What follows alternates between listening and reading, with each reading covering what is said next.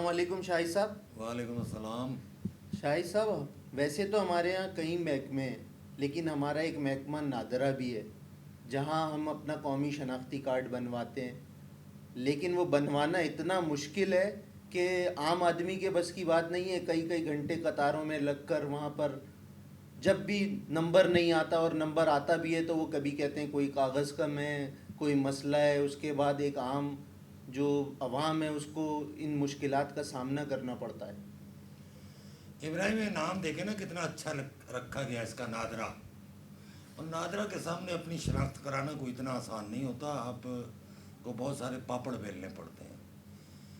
یہ نام نادرہ جو رکھا گیا اور اس کے بعد جو لوگوں کی مشکلات میں اضافہ ہوا ہے وہ آپ بھی جانتے ہیں، میں بھی جانتا ہوں، اور بلکہ اس کے لیے جو ہے وفاق کی طرف سے بہت سارے میگا سینٹر جو ہے وہ قائم کیے گئے، لیکن مجھے لگتا ہے کہ میگا سینٹر جو ہے وہ بجائے اس کی کہ عوام کی پریشانی کو کم کریں، وہ عوام کی پریشانی کو بڑھا رہے ہیں۔ 24 گھنٹے یہ کھلے تو رہتے ہیں، لیکن آپ یہ دیکھیں کہ اتنا بڑا سیٹ اپ حکومت کی طرف سے لگایا گیا، سب کچھ کیا گیا۔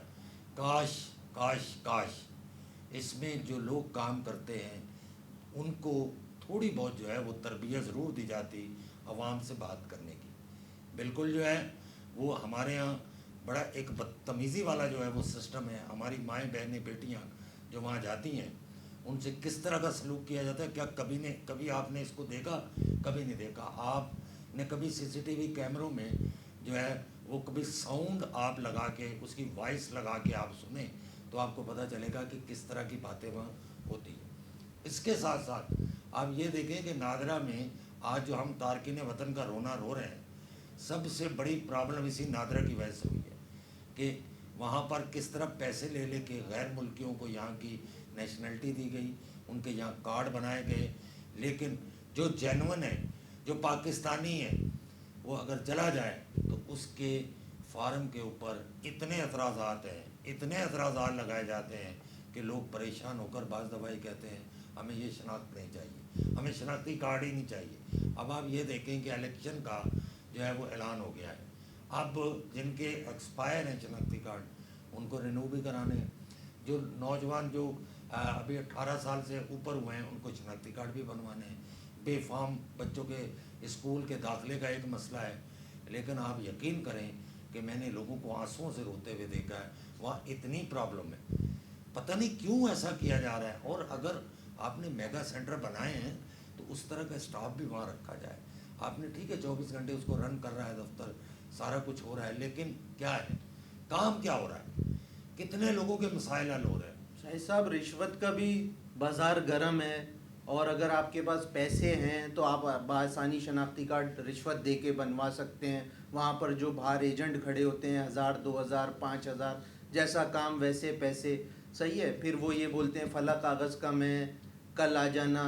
ابھی وہ گھنٹوں قطار میں ایک عام غریب آدمی لگ کر، گھنٹوں قطار میں لگ کر جب وہ اس کا نمبر آتا ہے تو وہ بولتے ہیں یہ کاغذ کم ہے، آپ کل آ جائیے گا۔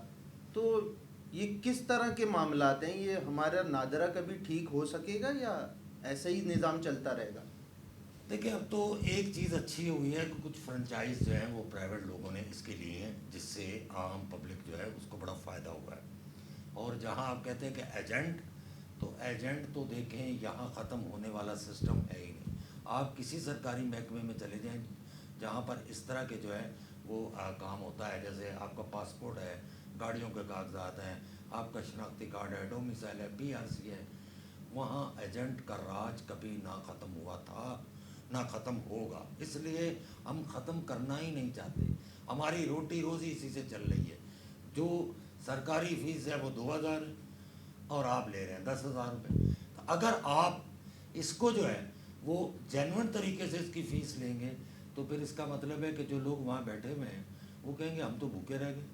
جیسے ہمارا ایک وقت تھا کہ ریلوے کے ٹکٹ کا ایک بڑی پرابلم ہوتی تھی، آج خیر اس کا ایک مسئلہ بڑا حل ہو چکا ہے کہ لوگ جو ہے وہ وہاں جا کے کمپیوٹرائز ٹکٹ جو ہے وہ حاصل کرتے ہیں۔ اور ابھی بھی خیر اس میں سسٹم میں خرابی تو ہے، لیکن اس طرح سے نہیں ہے جس طرح سے اب جیسے آپ نادرہ کا بتا رہے ہیں۔ تو نادرہ میں آپ کو اب بھی بتا دوں اور کل بھی یہی کہوں گا، یہ سسٹم ہم ٹھیک کرنا ہی نہیں چاہتے۔ اگر ہم کرنا چاہتے ہوتے تو ہم سر اس کو سسٹم اس طرح ٹھیک سے کر دیں گے تو رشوت کہاں سے آئے گی، پیسہ میں- کہاں سے جنریٹ ہوگا؟ میں آپ سے وہی کہہ رہا ہوں نا، پیسہ جنریٹ ایک تو سرکاری جنریٹ ہے، اور پھر آپ کی جیب کی جنریٹنگ کہاں سے ہوگی؟ جی جی تو آپ اپنی جیب بھرنے کے لیے جو پیسہ جنریٹ کر رہے ہیں وہ اسی طرح ہوگا کہ آپ اسی طرح لوگوں سے جو ہے وہ اعتراضات لگا کے ان کو واپس کرتے رہیں، پھر ان کو ایجنٹوں کے ہاتھ چڑھائیں، پھر ایجنٹ اپنی مرضی سے ان سے پیسے لے گا، ان کو شناختی کارڈ بنوا کے دے گا، پھر اس پہ کوئی اعتراض نہیں ہوگا۔ لہذا جو میں نے ابھی آپ سے عرض کیا کہ جو پرائیویٹ لوگوں نے ابھی فرنچائز لی ہیں، وہاں میں نے دیکھا ہے کہ بہت اچھا سسٹم ہے، لوگ جاتے ہیں آرام سے، کوئی لمبی قطار نہیں ہے، اپنا انہوں نے شناختی کارڈ جو ہے وہ رینیو کرانا ہے تو آپ وہاں جاتے ہیں، اپنا شناختی کارڈ رینیو کراتے ہیں، ڈومیسائل بنواتے ہیں، ڈیتھ سرٹیفکیٹ بنواتے ہیں، اور بچوں کے بے فارم وغیرہ بنواتے ہیں، آپ ایزی بنوا سکتے ہیں۔ تو آپ اگر سرکار کی بات کر رہے ہیں تو آپ کو میں ایک بڑی بات خبر یہ دے دوں کہ یہاں پر جو ایم این اے ہاسٹل ہے، 10 مہینے سے اس میں لائٹ نہیں ہے، گیس نہیں ہے، پانی نہیں ہے۔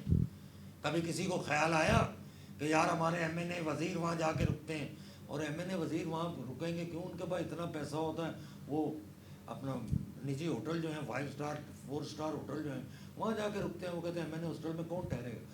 تو بات یہ ہے، یہ جب تک آپ ان چیزوں کو نظر انداز کرتے رہیں گے، عوام بیچاری ایسے ہی رلتی رہے گی۔